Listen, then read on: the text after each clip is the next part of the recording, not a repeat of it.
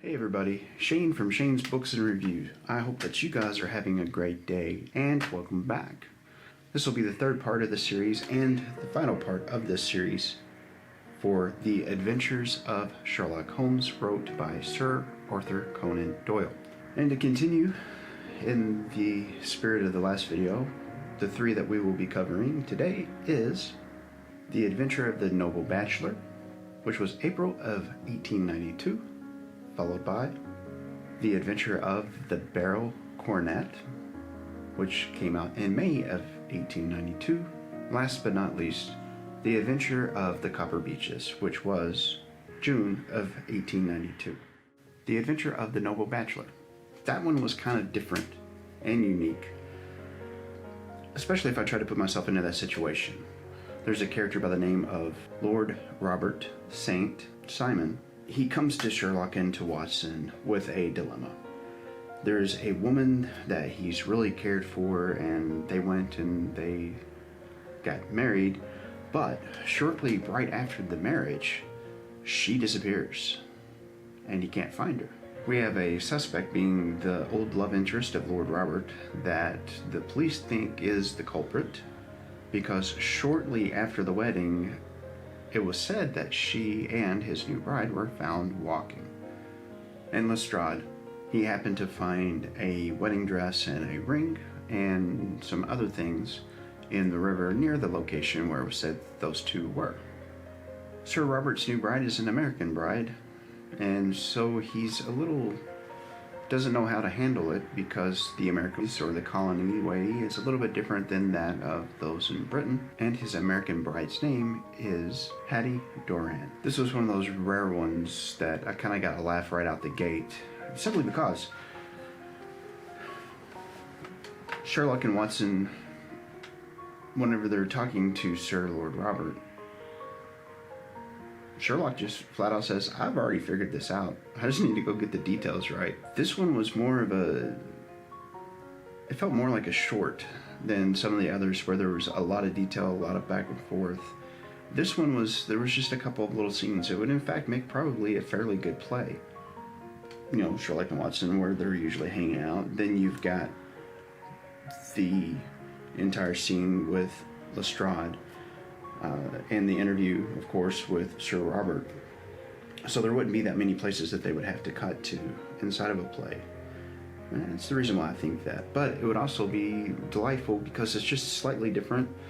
And I feel bad for Sir Robert because, again, if I try to put myself into his situation of, oh, I found this person and I'm getting married and now, wait a minute, where'd she go? And the way that it ends, I feel bad for the dude. And I really feel bad for her too. Main reason being her backstory is that, of course, she's from America, and there was a love interest that she had while she was in America. Now, of course, Sir Robert doesn't know this, and as her father was a prospector, he hits a seam of gold, and her love interest, he doesn't.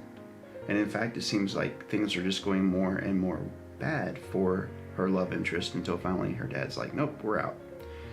But her love interest follows her. So eventually she gets news that her love interest, Frank, we're going to say Frank, has been killed because he was captured. And so she takes off to Europe. And that's where she meets Sir Robert, and they really get on. Now, as far as the particulars, that was, of course, very, very much of a Sherlock way, being that there was one hint, and that was whenever she was walking to the front of the church to get married, that she drops her bouquet on a guy's lap. And that was where things kind of get tied together. Lestrade, when he was talking with Sherlock, he was all about the evidence that was found inside of the dress pocket, which was a note from a hotel, but on the opposite side was a very small handwrote note saying, I'll meet you. But it was the things that were on the other side that Sherlock was most interested in, besides the initials. So Sherlock gets everything tied together. He figures out that, yes, there was a previous love interest, because that's the only way this makes sense, since she doesn't really seem to be the type chasing for money. And come to find out, whenever she dropped her bouquet, the gentleman that had landed on handed her a note in her hand as she was picking up the bouquet, which was fairly sneaky. Now there's another scene in this, which is kind of like the conclusion. So there's really only three. The rest can be done narratively, so that's why I'm saying that about the play. But the area where Sir Robert, Frank, and Hattie are together, and Sherlock with Watson. And the entire story is told of her father's fortunes, her lover's misfortunes, as it were, and then them wanting to bring things out into the open, but her kind of keeping everything quiet. Where the man that was her original love interest, Frank, wanted to make sure that everything was put out into the open so that things could be made proper, made right. So this one did bounce around a little bit back and forth, but it was enjoyable. And now on to the next one. The Adventure of the Beryl, Coronet. Again, this one was published in May of 1892. And in its opening scenes, we have a banker now. And this banker has this outlandish story. And the outlandish story is that a gentleman that has something that is a national treasure has come to him and asked for a sum of money. And for collateral, he's going to give this national item to the banker to hold on to. And immediately the banker regrets his decision because it is a national thing, a national treasure, a piece of jewelry that is very well recognized, and now he has to protect it for 4 days. What could go wrong? Oh no. Well, the banker, he has his son, Arthur, that was living with him, and then also his niece, I think her name was Mary. The story, as I said, opens with him speaking with Watson and with Sherlock about his plight. There are some details that Sherlock wants to investigate at his house to verify what he thinks. And so they go and they check it out, and they find that there are some different types of footprints, and he guesses about the maid's love interest, being that he has a wooden leg. Also, he questions the niece of the banker. Now, the banker, as he is describing things to Watson and to Sherlock, or Sherlock and Watson, whichever way you want to go about that, he seems to be a very excitable individual, which was kind of gave me a little bit of comic relief. But he describes himself as being a light sleeper, and one evening he hears a whoosh, and he goes to check it out and finds his son Arthur, which was known to be a dubious character because he fell into a bad crowd whenever he was a little bit younger, learned how to gamble proficiently, and was constantly losing money, but he was an honorable individual because he always would make sure that his honor debts were paid. Now, when he walks into the next room and finds his son Arthur holding the coronet, it is twisted and part of it is missing. So he immediately calls the police and gets them in to investigate. And his son, while the police are there and the banker is talking to him, his son being Arthur, tells his father, look, you really probably want me to jump out of the window here and I'll be back in 5 minutes. You really want me to do that, I'm sure. But unfortunately, his father was very adamant about no, because you'll go and hide it somewhere. Now, during the meantime, the police have torn apart his house, pried up floorboards, looked here, looked there, and of course I imagine a movie montage scene with knives and flying feathers and couch cushions and somebody ransacking a house, but I'm sure that's not the way it was. Whenever his niece walked into the room, that she fainted whenever she saw the coronet. Now, the coronet had been twisted and part of it was missing, and that brought everything up to date for Sherlock and for Watson. Sherlock pretty well thinks he's got things figured out at this point, of course, being the brilliant deductive individual that he is, and so he asks for carte blanche from the banker so that he can go and do whatever he needs account-wise. And he does track down and find out exactly who, what, when, and where. One of the suspects, the major suspect really, in the banker's mind was Arthur, and in his niece's mind, his house servants, because his maid has apparently a relationship with a person, and his niece put her out on a limb whenever she was talking to the police, because she said that she was talking to him shortly before that was took.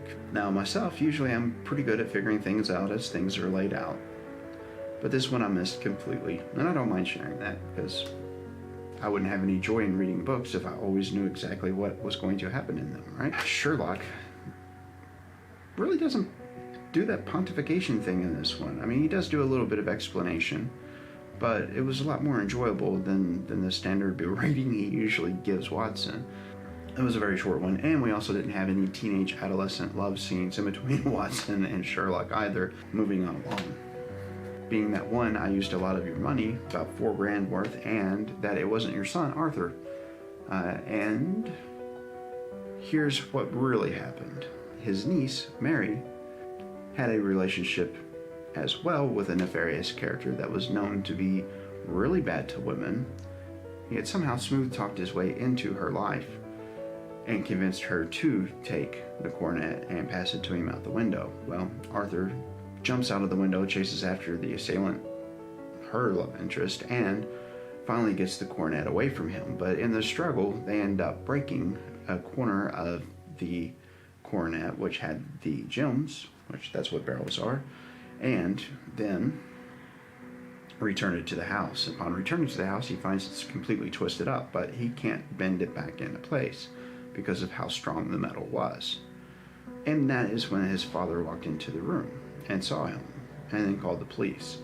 So, in essence, Sherlock required one thing from that gentleman, besides the money to recoup his that he had spent, and that was that he give a humble and honest apology to his son, because his son, after all, had, in the middle of the night when there was snow on the ground, gone out to defend his father's honor by trying to get this from that other individual, and then indeed was trying to repair it before he put it back in the box. And that was probably the reason why Mary fainted as well, because how could Arthur have it whenever she knew it should be gone?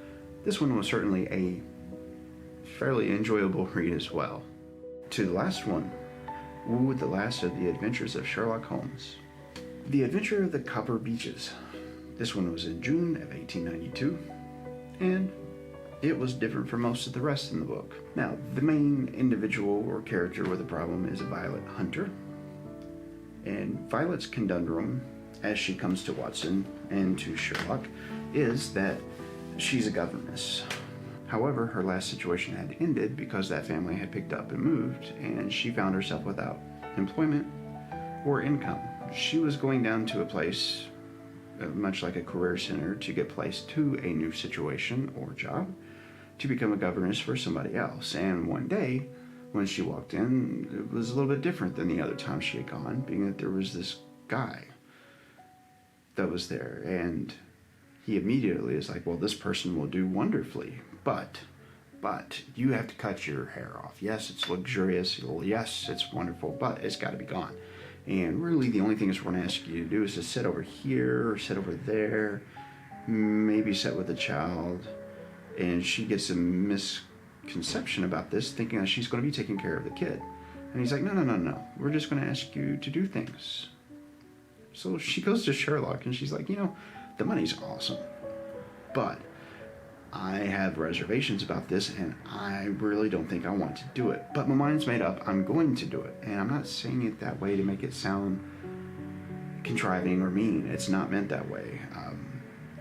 To me, it felt like a genuine individual that would have had a problem with it, knowing that there was something a little bit askew, because the money was too good for the job. And she was looking for confirmation from somebody that was a little bit more world aware than herself, because she was younger, and as in her own words, she didn't have any parents or anyone to go to ask about this. Now, Sherlock did say in this book, no sister of mine would take that job, which she should have took that as a no, don't do it, but then there wouldn't have been a story in the book.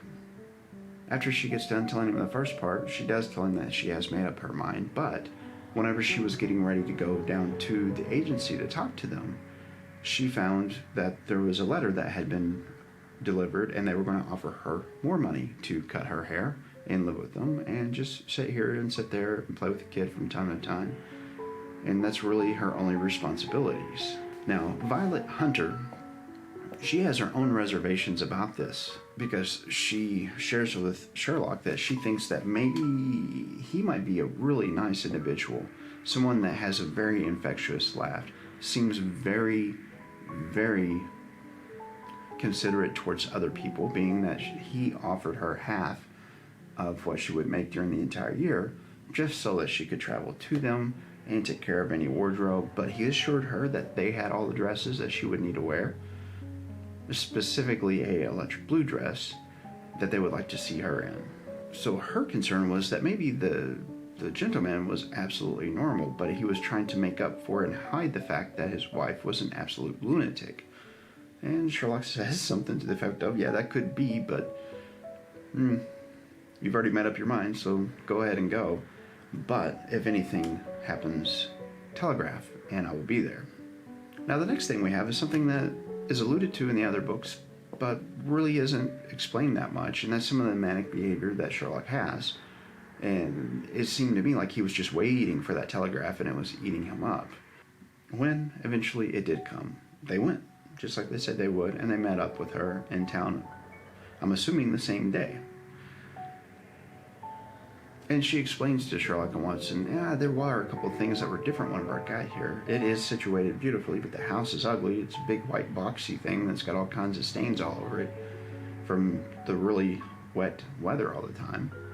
And then she explains the routines that they have had her do, sitting in the window or reading a little bit here or listening to the stories of the gentleman, and that there was this one place, this one room that she wasn't supposed to go, and that instantly the gentleman's candor and presence changed from friendly little infectious laugh guy to evil menacing, I really don't want to be next to this person guy. And then there were these other things that started being said, like, hey, if you go outside at night, it might be your life because we have this mastiff. And then the next day she ends up being shown the mastiff. She explains all this to Sherlock and to Watson about the canvas bag and the door that she's not supposed to go in. And this is only confirming Sherlock's ideas of what's going on, that there was possibly a sibling to the brother, and that she may have become quite ill, and instead of going to America, as it was described by the gentleman, that she was probably locked into that room. So they come up with a huge plan to expunge the evil and all this kind of a thing, to go into that room and free the young lady. And that plan involved locking the housekeeper up, and, well, the housekeeper, whenever they finally let her out after not finding the... It's like, I could have helped you with this if you didn't just lock me up. Of course, they get caught by Miss Hunter's employer. His plan is quite simple: release the dog. And they were going to be attacked. However, somebody had neglected to feed the animal. The animal attacked her employer instead. And he was accusing them of setting the prisoner free instead of him not paying attention. However, the whole purpose of Miss Violet's employment was to fool the young individual that was interested in Miss Violet into thinking that she was no longer interested in him, because he was, after all, the captured individual's fiance. Now, happy ending though. The girl that was being kept prisoner did escape, and later on, her and her fiance that was waiting at the end of the fence did get married. And so that's it. That was The Adventures of Sherlock Holmes, wrote by Sir Arthur Conan Doyle. I hope that these reviews, and sometimes over reviews, will help a little bit with getting a little bit more about those writings out. I cannot say that I've been reading Sherlock for a very long time. I haven't. In fact, before I made this first video, I had heard of him. Of course, I saw the movie like everybody else that had watched it. And I've always had a conception, because of the after the writings media and after the writings references, but I'm actually finding them to be enjoyable. I think that it's a good read. I think it's something that could fill out many a Sunday afternoon if somebody were so inclined. And that there's enough variances in the stories and the way the stories are set up that it can be a enjoyable read for most anyone. For those of you that have watched, I'm very happy that you've stuck it out through the entirety so far. I'm thinking I might take a little bit of a break from Sherlock. Not that there's anything wrong with it, but variance spices the life, right? Now, there's one of you that has been watching that suggested something about the Bobverse. I think that's going to be the next book that I read and do a video on. Thank you for the suggestion. We'll check it out and we'll see what everybody thinks. And so now it's actually that time. We have now officially reached the end of the video. Congratulations. Thank you for watching. If any of you are watching aren't a member of the family already, go ahead and hit that subscribe button. And apparently now the cowbell has changed. It's gone from you have to click it for it to work to there's multiple layers of clicking on this thing, from occasional to always. Who knew? I hope you guys find a good book in between now and the next video. If you do, as always, let me know about it down there in the description. And also, what are your thoughts on the last 3 that we just talked about? I've enjoyed looking at the comments you guys have been posting, and I've been trying to read to them. Thank you for that. And this is the last and, I promise. And I'll see you guys in the next video.